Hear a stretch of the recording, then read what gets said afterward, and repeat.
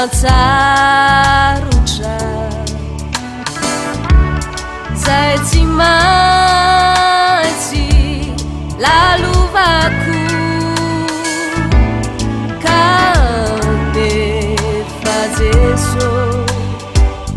zokity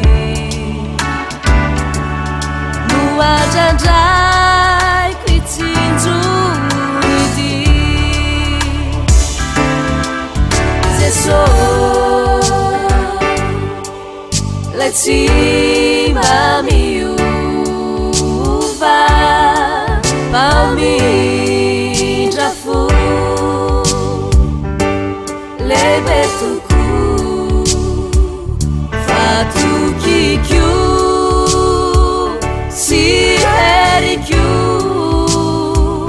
mombana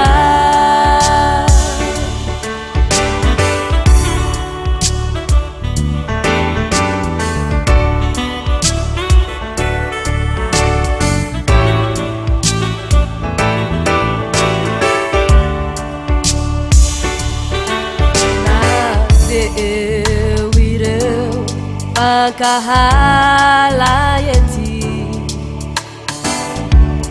amity fiainana mantalo ity mino aho fahianao Jeso hitantanany tiako atsary na dia maina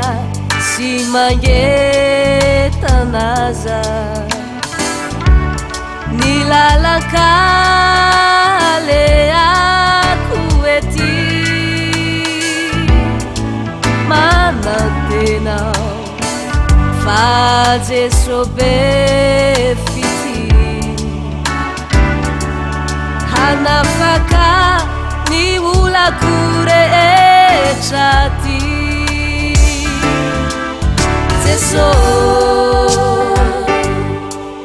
lay tsy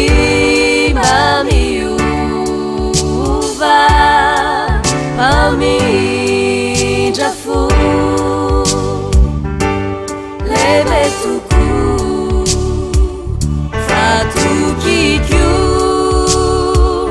sy heriko mombana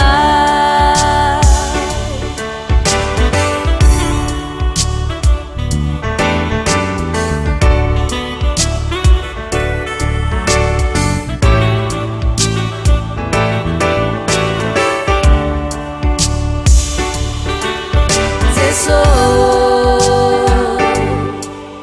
lay tsy mba miova mpamindra fo lehibe tokoa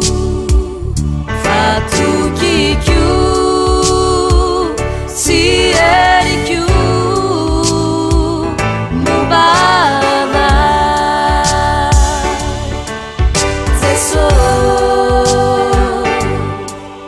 lay tsy mba miova mpamindra fo lehibe tokoa